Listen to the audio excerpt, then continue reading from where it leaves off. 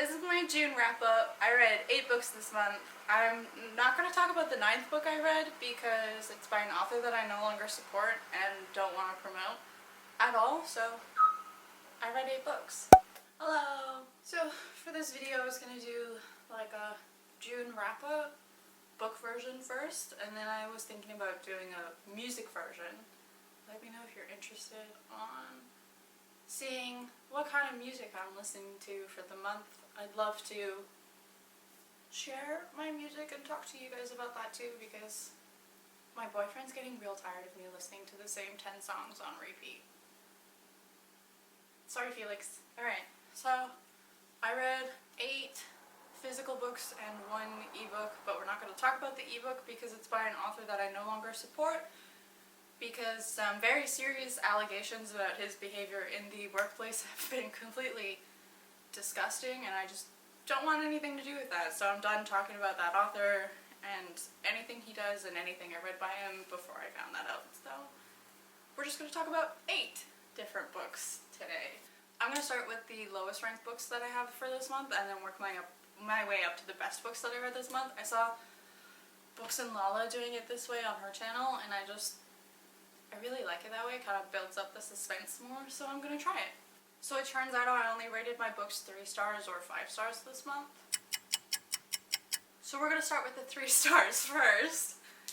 And so in the 3 stars, the most disappointing one that I read, it would be The Girl in the Tower by Catherine Arden. I was expecting something completely different than what I got, so I think that was on me. The book is really well done. I just wanted more romance, and that's not. Doesn't seem that's what we're going to get with these books. So I've put them aside for now, and I'm going to pick them back up later when I've had my romance fix and no longer want Blastia to give up everything for Morosco. The next one is Two Dark Reigns by Kendare Blake. This is the 3rd book in the Three Dark Crowns series, and I started reading the Three Dark Crowns series when it first came out. I just haven't had the time to finish it since then. And I'm kind of sad that I didn't read this earlier because it's fun and it's by a woman of color. It's just, it still reads very white, if that makes sense, and I don't want that to be the one reason that I discredit it. But it just didn't feel as good compared to the 5-star reads that I had this month, because it just, yeah, there's very little diversity in it. I think that's why I'm kind of bored with it, and I'm not rushing to finish the series in this one either. My next 3-star read was actually Crescent City by Sarah J. Maas. I read this in May, and I liked it then. I think I rated it 4 stars, but then when I reread it, I dropped it down to 3 because upon further inspection, Sarah J. Maas's writing hasn't really evolved that much. It's definitely a fun character-driven story, but it feels like it really drug the second time that I read it. You can see all these little annotations on the first chunk of it, and then by the end of it I just gave up and I was like, I just want to finish this so I can finish it. So yeah, like I said, it's fun, it's long, and it's it's your very typical Sarah J. Maas, so be prepared if you're going in for this. Alright, so in terms of 5 stars, I'm just going to kind of group them into nonfiction, contemporary, and then fantasy, because I don't really have a specific order for these ones, because they're all so different. The ones in my 3-star were mainly just fantasy, so it was easier to kind of rank them that way, but it kind of feels unfair to rank these against some of the 5-star science fiction fantasy that I read, so yeah. The next books that I read are 21 Things You May Not Know About the Indian Act, Helping Canadians Make Reconciliation with Indigenous Peoples a Reality by Bob Joseph, and How to Be an Anti-Racist by Ibram X. Kendi. I kind of read these 2 together, if that makes sense, and I also have the audiobook for this before my physical came in. I picked them up obviously because of everything that's been going on in June, specifically for this one, but for this one because it was Indigenous Heritage Month in June, and I'm always desperate for more knowledge that I can use to fight against racists with when it comes to me being a status Indian and literally being a ward of the state and not even like a full citizen deserving of rights, because I'm fucking tired of being a sub-citizen and I want it to be over. But Canada doesn't seem to know how to do that without just completely erasing the fact that we're Indigenous. So I teach myself.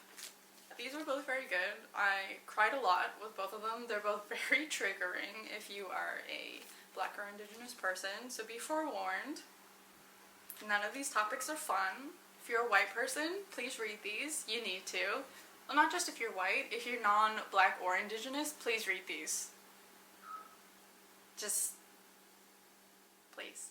Next contemporary book that I read is The Poet X by Elizabeth Acevedo. Who's shocked that Elizabeth Acevedo is my only contemporary read? Not I. This book is so good. I was crying by like the fourth poem, I think. It was not a good idea. I'd highly recommend the audiobook for anything Elizabeth Acevedo does. She's a slam poet artist and narrates her own books, and it's just, it is godsend. Please read this. It's like, there's a lot of tension and drama that goes on that I really relate to, but Ziomata gets her happy ending at the end, and there's like reconciliation, and I know a few people are mad about that because it doesn't seem realistic, but like, why can't Afro-Latinx people have happy endings? I just need to know. Especially in fiction, like, make it make sense. The next book that I'm going to talk about is The Gilded Wools. This shit was amazing! I can't wait for book 2 to come out this year. I thought it was going to come out like next year or something because I didn't know when this one had come out. And it comes out in September and I am so excited. I can't wait to like throw punch Severin in my mind every time I have to read from his point of view again. But like, this book is so good. Tell me why you didn't like it, because I need to know. There's so much like world building in this. The yellow tags are world building. So it's like pretty complicated, but once you get into it, it's so good. I also didn't want one of the characters to have that happen to them, and I'm not okay. Speaking of not okay, The Killing Moon by N.K. Jemisin. This was so good, but so sad. Why did that happen at the end? How is book 2 gonna go? Who's it gonna follow? Anyways, this book takes place in like an Egypt-inspired world, I guess.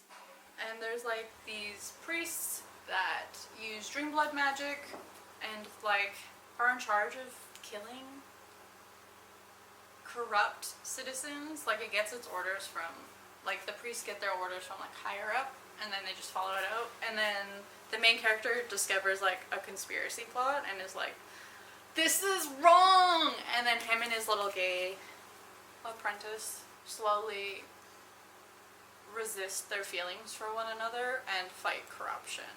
And this is the first book that I've had where they haven't described like a black person as like golden brown. So that was great to see. So that was all I read in June. It was a pretty slow month for me. I had a really hard time focusing, and June doesn't even feel like it exists this year. Like, I'm so overwhelmed, it's not even funny, and we're already halfway through July. What the fuck? Anyways, I'll leave links and stuff in the description for various crises that are going on right now. Also, my links will be in the description, not that anyone cares. Feel free to unsubscribe, and I'll catch you next time.